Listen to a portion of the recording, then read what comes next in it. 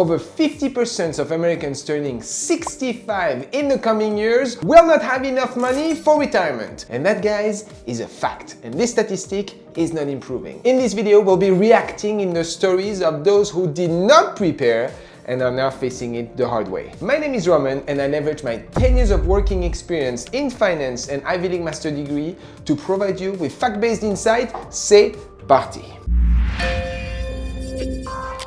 Dear younger self, huh? That's how you want me to start?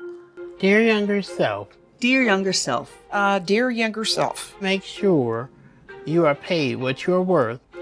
Save for retirement as much as possible. Don't cash out all your 401k at once. I only have about 3 months worth of bill payments in my savings account. Ooh, and in fact, she's not the only one. According to a recent study, the median amount saved by Americans for retirement, meaning 50% have more and 50% have less, is $87,000. We make very little on Social Security. I still have to work to pay my bills. Again, you're not the only one. 1 in 5 Americans past the retirement age find themselves forced to come back to the workforce in order to pay for their bills. I'm worried that my investments won't last me. I don't have any retirement funds put away at all. Ay, ay, ay. Okay. Are you ready now? Open up a Roth IRA and learn how to invest. What a solid advice. Let's have some quick fun with this, guys. As you know, maxing your Roth IRA is, to my eyes, one of the best retirement strategies that you can put in place, and I'm gonna bring you here with some numbers. So right now, it's about $7,000 per year in 2025, and if you're past 50 years old, you can also increase to $8,000 per year. So let's run through some scenarios if you were to max out your Roth IRA depending on the age at which you started. Assuming a 10% annual growth per year, if you were to invest into the S&P 500, if you were to start at 25 years old, by the time you hit retirement age at 65, you would have $3.4 million. Now, 10 years later, 35 years old, you would have $1.3 million. And it gets worse. If you start at 45 years old, you would have $475,000, and if you just wait for the last 10 years to start rock and rolling, if you start at 55, you would only have $140,000. Don't pile up debt. I would tell myself to hold on to my investment portfolio. Save more and give less. Your home is one of your biggest assets. Protect it. After I retired, I cashed out my entire 401k, deposited $110,000 for a down payment on the house. I also paid a 45% income tax bill. Oh gosh. So she took everything at once. Guys, here I'm gonna walk you briefly through the optimal tax strategies for you to go through retirement without having to give everything to Uncle Sam. So what you wanna do at first is make sure if you're older than 73 to take your minimum distribution. At 73, you're pretty much gonna be forced to take money out of your retirement accounts, right? If you don't, then you're being charged 25% of the penalty for not taking. So what you're gonna do next is withdraw from your taxable account. At first, withdraw money from your brokerage. From that point, you're gonna tap into your tax-deferred retirement accounts. That's your 401k. That's your traditional IRA. Your goal is to fill up to that lower tax bracket, and if you can, consider a conversion into a Roth.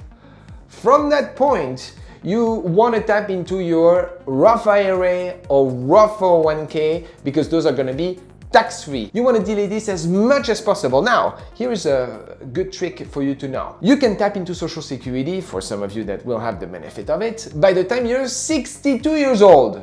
But then you would get a 30% penalty to what you would get if you were to retire at the normal age. Now the trick is, if you can, delay your Social Security up to 70 years old. Why? Because the government assumes an 8% growth rate on that money, which is pretty much comparative with a brokerage account. I would advise for that. But in that case, what happened is she literally took everything at once, put into a house, maximum tax bracket, boom, destroyed. I opened a Roth IRA when I was 54 finally, 54, and I put it's late. $6,000 in it and let it sit there because I didn't know that you were supposed to invest it. I think if I were to just leave my money alone, not move it around, then it would be worth a lot more today. Sometimes doing less is better than doing more, I can tell you that. Such as investing and then forgetting about it. Never engage into the fluctuations of the market, especially on a retirement account. I barely even care if the market is going up and down on a yearly basis. I know that long-term and historical data will be behind me. So don't even worry about that. Generally as well, I don't recommend for people to invest into target funds. I personally hate them. I think they are highly inefficient, they are high in fees, they are lower in performance. If you want to go easy, you can just invest the majority of what you have into the S&P 500. Financial advisor explained to me that I had to invest it, and I did. Oh, by the way, a financial advisor, let me be fully transparent with you. If you have less than a couple hundreds of thousands of dollars, I would not even consider needing one. When it comes to thinking about personal finance, the game is easy and you follow it as such. You max out your 401k up to the match. You contribute to max of your Roth IRA. You put every single cent that you have on your brokerage account, an example on low fees ETF like the S&P 500, and by doing that you already outperform the vast majority of financial advisors, if not 95% of them, aka Warren Buffett did a research a couple years ago where he competed hundreds of financial advisors and stock experts against the S&P 500. Who at the end won? Well, by far it was the S&P 500. You don't need to be a genius, you don't need to stock pick, you just need to bet on the overall market. I would definitely advise younger people to put a maximum amount in their 401k or IRA match because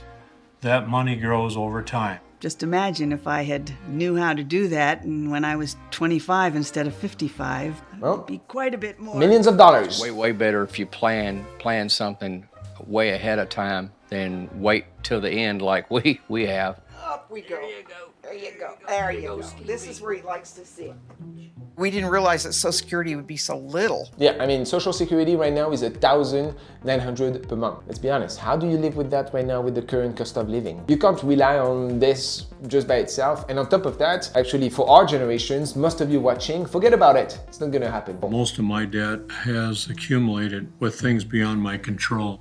It's not like we go to Vegas and have a great time and run our credit card up, but we've always needed them as well when we fell on hard times. I missed one payment on the credit card and it just ballooned. Yeah, credit cards is financial death. There is nothing that can potentially outweigh that other than what I refer to as illegal loan, like payday loan. This is absolutely awful. Do never partake into this, please. And if you guys have credit cards, prioritize this as long as you have at least saved on an emergency $2,000. Every other account or money that needs to be spent or saved goes right into your credit card debt. Within 6 months, it completely doubled. The Federal Housing Administration gave us a loan. The interest rate back then was 13 3/4, and it just grew so fast. Eventually, our loan was so big we couldn't manage it, and we ended up moving off of the farm. Now we've had to go into thousands of dollars of credit card debt to pay our bills. We don't have a savings account anymore, and our credit scores are tanked. I'm gonna bring you on an insider. If you're solely collecting Social Security, credit card companies are not legally allowed to pull from your Social Security earnings. They can't collect from it. They didn't say anything. It shouldn't encourage you of any wrong behavior. It's just legal terms. I've learned that in matters of finance, you have to make decisions without being overly emotional. Invest and forget it. I have always offered financial help to friends to help them get through a difficult time, not realizing I was less fortunate too. That's right, and that's the case for many people that are coming on the show. It's about giving, giving, giving, and then when it's time for a return, generally doesn't happen. Our age, it's a little late in the game to try to fix it because the damage is already done. So if you're young and you're working, don't be afraid to put back an extra $20 a week or whatever and don't touch it. Prioritize your health to avoid financial and physical hardships. Be prepared for unexpected expenses. An emergency fund, guys, on a high yield saving account, you know that's the way to go. Change, circumstances change. I didn't plan on pancreatic cancer at the age of 62. But even with good insurance, chemo, surgery, radiation, and a second round of treatment when the cancer came back caused me to meet my annual $2,500 out-of-pocket maximum. The biggest threat to Americans, especially when you go through an older age, is medical expenses. And I'm gonna run you through a few stats here. 70% of Americans aging 65 and older will need long-term care at some point. The median cost of an assisted living facility is over $4,000 per month, and it can more than double for nursing homes, and this doesn't even include healthcare costs. This is why I heavily recommend, from a mathematical and financial aspect, it is amazing long-term care plan. So if you can get prepared before it drops, that's how you win. For the past 3 years. My wife had her heart issue. Her income changed immediately. She was making over $50,000 a year plus benefits, and suddenly she couldn't work. My savings have been spent on medical bills. I only have enough left to cover my bills for a few months. I can no longer work, so I survive on disability benefits. I can't afford any financial missteps. I don't know if I can retire anytime soon. I went from hoping I live a really long time to being worried that I will outlive my savings. It's not a great way to feel. That's really tough to hear, and this is why when looking mathematically at kind of how much is that retire number that you need, well, there are a couple strategies that we could think together. Experts suggest that you need about 70 to 80% of your pre-retirement income to maintain your lifestyle. So for example, if you were making $70,000 per year before retirement, you will need about $49,000 to $56,000 per year. What does that mean? Well, generally it's a combination of a couple of things. When you think about a strong retirement strategy, is what we refer to as the 4% rule, right? You want to withdraw up to 4% of what you have saved for retirement, and you can complement that with Social Security to help you reach those positions. I tried to return to part-time work recently. No one's hiring, or if they are, they're not looking for people my age. It's challenging to get a job when you're in your 60s. I don't know if it's my age, but I rarely ever hear back from anybody. I mean, that's usually the case, and let's be fully transparent with you. There is almost 50 million Americans that are aged 65 and older, and the average income for them is about $38,500. Dear younger self, don't wait to embrace change. Dear younger self, pursue a career that you're passionate about. I love this one, and actually when you guys thinking about pursuing that passion, try to find ways to monetize it, and potentially through a side hustle. In fact, in the United States, there is about 45% of working Americans currently have a side hustle.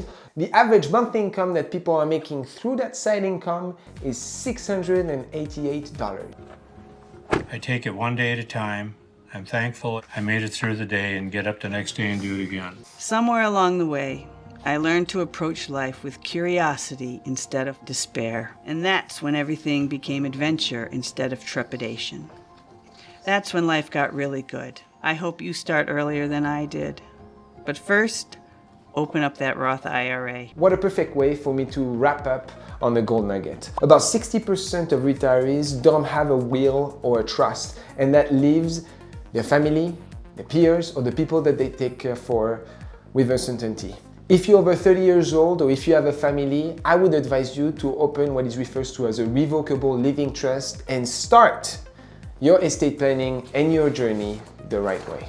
Thank you so much. I see you guys in the next video. À bientôt.